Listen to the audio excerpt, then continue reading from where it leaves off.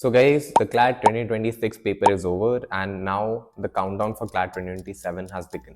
And I'm sure कि a lot of you, although like were preparing for 2 years या फिर ऐसा कुछ, and already आपने 11th में prepare करा अच्छे से, और आपने ये देखा कि जो आपके जिन लोग आपसे आप एक्सपेक्ट कर रहे थे जिन लोगों से कि बहुत अच्छी रैंक से क्या आएंगे, वो मे बी CLAT 2026 में अच्छा नहीं कर पाए, जिनके मार्क्स में बहुत अच्छे स्कोर आते हैं सब होते थे, पर वो अच्छा नहीं कर पाए.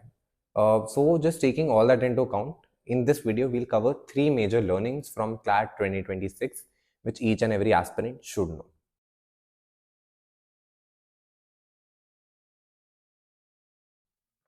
So the very first learning is expect the unexpected.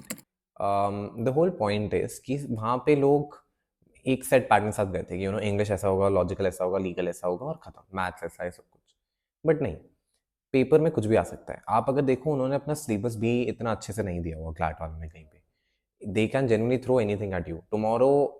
It might happen कि लीगल में they have 100% legal GK as well, या फिर एनालिटिकल जैसे इस बार आया. That was a very big shock for a lot of people, right?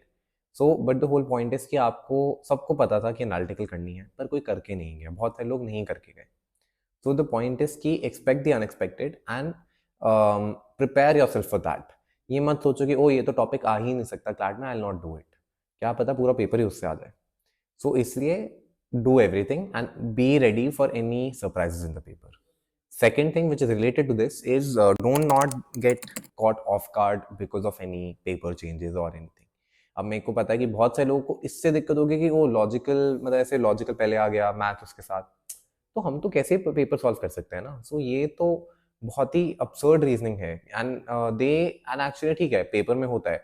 So paper में they were because of this very change and the fact कि analytical आया, they were like पूरा they messed up their paper. They just could not focus on the paper. They were like shit, अब ये paper तो हमसे होगा ही नहीं, हमने तो ऐसे प्रैक्टिस ही नहीं करी है, मैंने तो 100 मार्क्स दिए थे पर उसमें सिर्फ इंग्लिश लॉजिकल आ रहा था, ये तो अलग ही चीज़ आ गई है.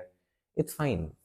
द होल आइडिया इज कि कुछ सरप्राइज होंगे, बट अगर वो आपके सरप्राइज हैं तो दूसरों के भी सरप्राइजेस हैं. और जब ऐसे सरप्राइजेस आते हैं तो इनफैक्ट अच्छे एस्पिरेंट को खुश होना चाहिए कि ओके, नाउ आई नो कि एक एवरेज एस्पिरेंट यहाँ पे मैसअप कर जाएगा, अपने आप को सही से हैंडल नहीं कर पाएगा. मैं बिकॉज एक्सपीरियंस हूँ तो मैं अपने आप को अच्छे से हैंडल करूंगा and I will get this done.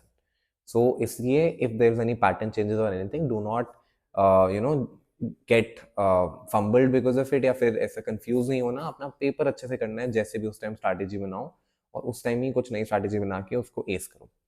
Third and the final tip is to do analytical. I know कि बहुत सारे लोगों ने एनालिटिकल छोड़ दिया, यही सोचिए कि तो ए लेट में आता है, ए लेट हमें देना नहीं क्योंकि एनएलयू दिल्ली में तो 47 सीट्स ही हैं, तो इसलिए छोड़ो, ये तो नहीं देंगे हम. और इस चक्कर में उन्होंने टच ही नहीं करा एनालिटिकल. और अब देखो पूरा क्लैट का लॉजिकल वाज एनालिटिकल. तो दिस शोज कि analytical holds a lot of value.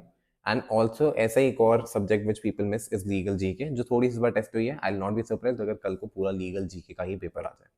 Some people are saying कि हाँ, क्लैट की वेबसाइट वगैरह पे लिखा हुआ है कि legal should not be testing your knowledge, but understand that this is an all India level exam. You're preparing 1 year for such a easy paper, so ideally you should get everything ready. You should be ready with analytical, you should be ready with legal GK, you should be ready with each and everything that the paper might throw at you. So इसलिए do those portions as well which are not expected.